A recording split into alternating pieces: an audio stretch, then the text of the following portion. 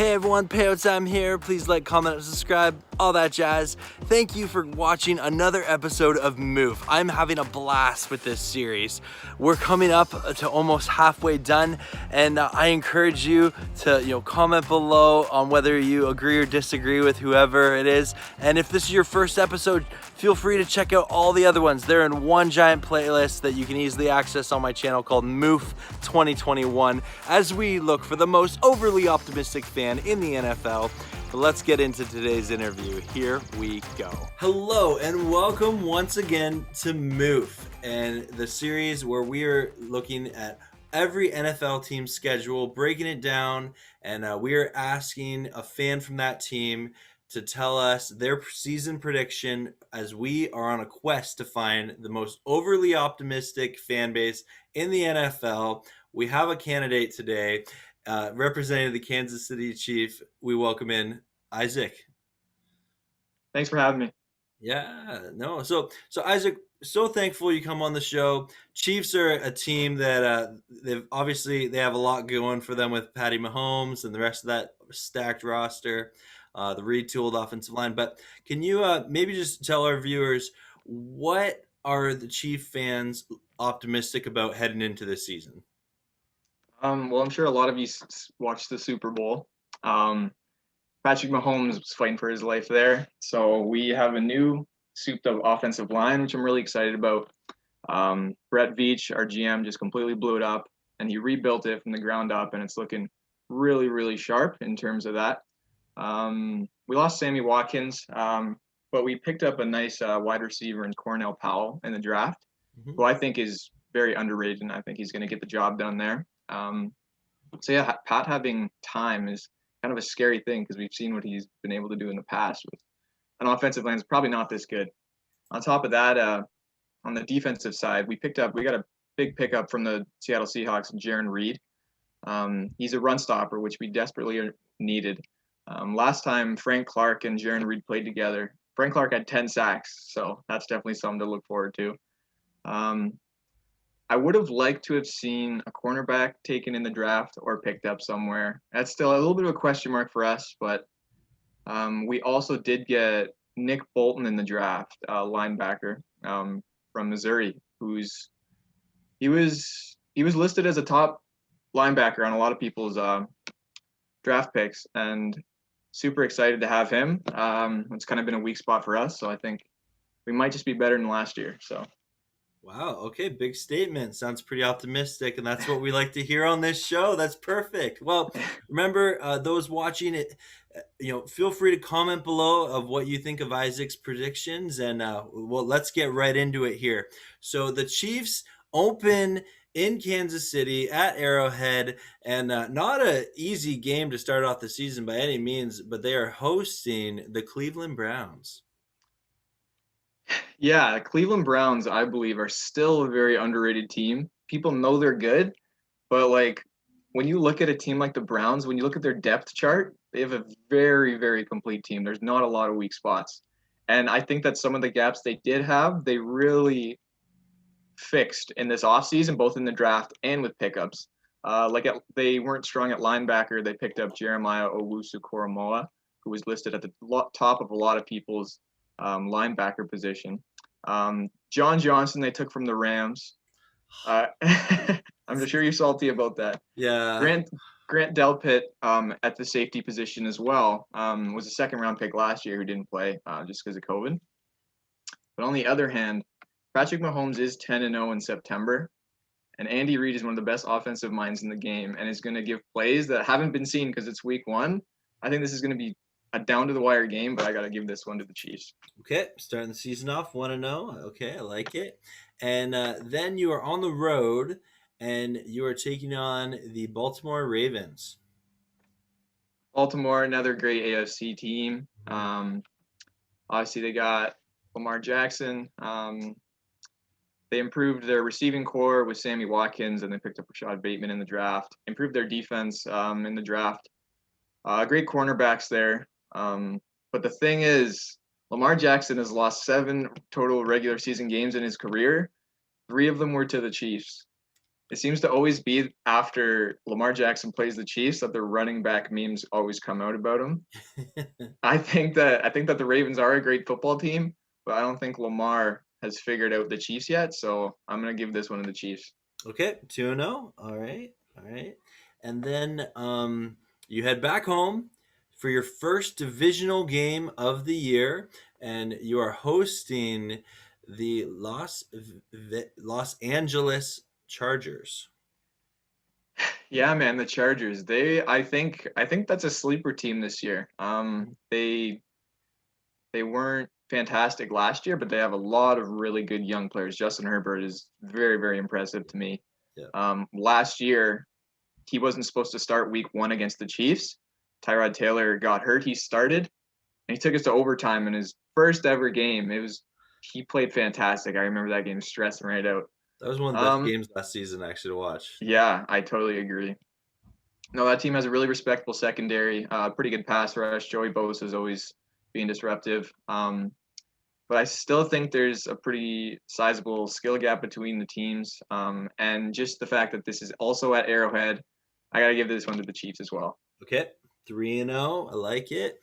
And then you head on the road to take on the always questionable team on this show. You are taking on the Eagles in Philadelphia. Yeah, the Eagles, they still have a lot to figure out. Hurts is still a question mark. He showed some flashes last year, but he hasn't really proven himself. Not a ton of offensive talent there. Miles Sanders is good. Their receiving core has been very subpar, but hopefully Devontae Smith is there to help them with that. But I mean, that's kind of all I can say for the Eagles. The Eagles are just not in a place to like get a lot of wins right now, so I think this might just be a blowout win for the Chiefs. Okay. Okay. All right, so you're 4-0, and to our viewers who know I normally lose track of math, I do have a sheet of paper in this episode for the first time, so hopefully that doesn't happen. And we have you going back home, and a lot of flip flopping from home to away in this early part of the season. But you are hosting another AFC powerhouse team, the Buffalo Bills. Buffalo is really a great team. Super good matchup, rematch of the AFC Championship. Right. Might happen again this coming year. I think this Bills team is really hungry. They're going to be wanting revenge, obviously, super bad. They've made good progress with their defense in the draft. Their O-line has also gotten better in the draft. That was kind of a big thing in the matchup last year. Was Josh was doing some running. However, I do think that we're going to lose this one. I think they're going to be a really hungry team, and they're going to come out on top. The Bills win in prime time. Okay, taking on, and then that will obviously cause all the power rankings to shatter. All the experts will be, debating who's better and if it was a lucky win or not. But the Chiefs will forget about it and go on to the next game where they are on the road taking on the Washington football team in Washington. Yeah, Washington. They proved to be one of the best defenses in the league last year. Their big problem is the guy who's touching the ball every play on offense it's a question mark at this point. They don't have a guy right now, unless you want to call like Dwayne Haskins the guy. Well, I don't think he's not there anymore. I think it's Fitz Magic now. Oh, Fitz. Yeah. Yeah, and I don't see a team has that many holes on offense really matching up that well with the Chiefs. So I think it's safe to say that the Chiefs should have this one. Okay, so you're 5-1 on the year, and then you travel to Nashville to take on the Tennessee Titans. Yeah, Tennessee. We really just got to take away their running game, obviously, which I think Jaron Reed, his addition, will really help with that. Tannehill's a good quarterback. He's a super underrated wide receiver on that team, and A.J. Brown. I think this is going to come down to the fact that the Chiefs' offense with the Titans' defense, I think that's too much of a mismatch. I think that we're going to tear them apart, and I think the Chiefs take that one. Okay, fair enough. And then you are headed back home after a 2-game road trip, and you are hosting the New York Football Giants. Yeah, so I personally have not seen enough success in Daniel Jones' career yet to believe in him. Yeah, they have Saquon. They have a good defense. But the thing is, for the Chiefs, you have to score points to beat the Chiefs. Yep. And I don't think that they have a potent enough offense to match up to our offense. So I think the Chiefs win that one. Okay, that's fair. Do you think Kenny Galladay gives you any trouble? Well, it's all about who's throwing him the ball. And, Fair. I don't think Danny Dimes is there yet. Okay, no, that's legit. So then you stay home and you host the Green Bay Packers. Okay, this one's really interesting just because everybody knows what's going on with Aaron Rodgers right now. Right. He doesn't want to play. But if we're talking about the roster they have right now, um, I think that Green Bay is going to take this one.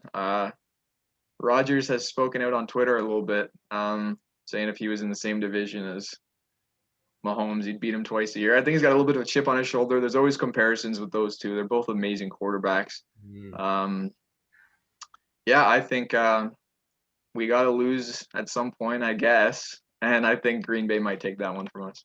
Okay. All right. Wow. Okay. That's a bit of maybe a bit of an upset, but those are two good teams. So then, finally, you're getting into some divisional game. I'm looking at your schedule, and you have a lot of late divisional games this Oh year. yeah, Yeah, that's interesting.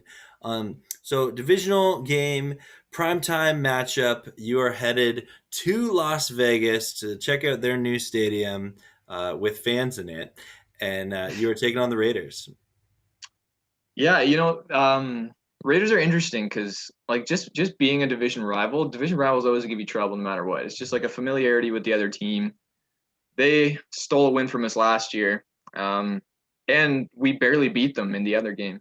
Yeah, I think part of that we're really going to want to prove ourselves because they were able to take one from us last year. I think we are definitely the better team. Raiders suffered a couple key losses. They lost Rodney Hudson, who's a great center. I think he matched up really well with Chris Jones. And then Nelson Aguilar was their leader in yards and wide receivers.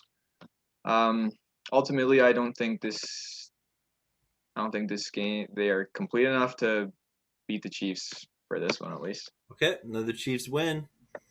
Okay, so you're 8-2 on the year, and headed into Week 11, you are going back home to welcome in America's team, the Dallas Cowboys.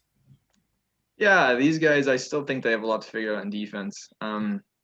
Last year when Dak was healthy, they did really nice things on offense. They got a really talented wide receiver core. Ultimately, I think this is going to come down to, like I said before, it is a mismatch of the Chiefs' offense and a not great defense. So I think the Chiefs are going to be too much for the Cowboys on this one. Okay, your Chiefs are on a roll here. Media's hyping them up, talking about them. They climbed the power rankings, saying they're in mid-season forms. Patrick Mahomes is no doubt one of the front runners for MVP, and they head into their bye week, the talk of the NFL. They get to relax. Things are good. You're looking like you can win your division, get vie for the number one seed, but you now have to have a really interesting 3-game stretch here where it's all division foes. And so you start off at home welcoming the Denver Broncos. Yeah. So Andy Reid is 18-3 in his career in the regular season after a bye week. Fun stat. Wow. Yeah. However, I don't think that's going to matter because any team led by Drew Lock, I don't believe very much in. I think Drew Lock is not the future. He's proved season in and out that he's definitely a below average quarterback. Mm-hmm. Yeah, I think the Chiefs are going to take this one. Okay, fair. So you're at 10-2, and then you're staying home, and for the second time of the year, you are playing the Las Vegas Raiders. Yeah, similar to what I said before, I think that we do have a chip on our shoulder. They took one from us last year. Like everybody, when you look at the two teams, we're the team that should win. Um, and I think the only difference here is that we're an Arrowhead, so it's going to give us even more of an edge. So I think we're taking that one as well. Okay, 11 wins. And then to oh, you got a short week here, so you have to fly out to LA, and you are taking on the Chargers in SoFi Stadium. Prime time Thursday night game. Here we go. Yeah, prime time, but short amount of time between games. It's interesting. Yeah, yeah, again, they're a young team with lots of talent, and I really think this Chargers team is going to surprise people. I think they're going to get at least 10 wins this year. Okay. I really do. The way that Herbert played last year, as he was he was phenomenal in his rookie year. Like even Patrick Mahomes, he played under um, Smith for a season. That really helped his development, but Herbert went right into it, played fantastic. Yeah, I think that they're going to be a little more used to us at this point. They're going to be a little more familiar. We're going to be tired. I think they're going to steal this one from us. Okay, so it's a bit of a trap game here. Okay, all right. So we're 11-3 on the year, and then 3 games left in the season, and you are headed back home for your final home game of the year, and you welcome in the Pittsburgh Steelers. Yeah, Steelers. They do have a great defense. However, in the offseason, they did lose some key pieces. The other thing is they do have a rather unimpressive offense, in my opinion. Najee will help, but I think that they should have gone O-line first. You can only do so much as a running back behind people who don't block as well. They improved their O-line in the draft, but it's still not great. I think the Chiefs are still too much for these guys. I think they're taking the W. Okay, all right, fair enough. So we got 12 wins on the year, and then you have to head into the hostile state of Ohio. I have to hype up Ohio as much as I can on this show. You are going to take on the Cincinnati Bengals. The Cincinnati Bengals, indeed. Um, they should have taken Penny. Yeah. like, like I'm sorry, guys, but you got to protect your franchise QB. Yeah. Joe Burrow was a strong QB last year before inevitably his offensive line was his demise. Poor He was guy. running for his life. Yeah. He was running for his life every game. Jamar Chase, great receiver. You need time to throw the ball. Yeah, this is a team that still has a lot of pieces on both sides of the ball that I think are missing. I don't think they're to the level the Chiefs are yet, so I think the Chiefs are gonna steamroll these guys. Okay. All right. 13 wins headed into the final week of the season. Division rival in the what has been rumored to be the greatest home field advantage of all time in pro sports. You're headed to the Mile High Stadium to take on the Denver Broncos. Yeah, the Broncos are the Broncos. Drew The Browns are the Browns. No, I'm just kidding. Lock might be benched at this point. We don't know. Yeah. Yeah, maybe we'll see another emergency QB who's actually a receiver. I played him in fantasy last year, and he did terrible. But I went for the glory play when he played that week. Oh yeah, no, it's memorable. You got to do it. Absolutely. Yeah, no, I don't know who's gonna be a QB at this point in the depth chart. I don't know who they're gonna have. They need somebody. It can't be Drew. Because of that, I think the Chiefs are gonna have to take this one as well. That's fair. Even if they're playing all backups. Yeah, I did think about that. I was like, we might just be in a position to play all our backups, but I don't think it matters. Okay, well, Isaac, I have you down for predicting the Chiefs are going to go 14-3 on the season. That is pretty impressively optimistic. I'm gonna pull up our little graphic here, and I'm gonna put you near the top of overly optimistic, and we'll have to see if you can be declared the MOOF. You're right up there with our Bills fan for sure. Yeah, well, I thought I thought it was a little modest too. So I love it, love it. Well, Isaac, thank you so much for coming on this show. This was a lot of fun. yeah, thank you for having me. Right. And if you think Isaac is realistic or if you think he's crazy, comment below. We want to know. What do you think that the Chiefs are going to do this year?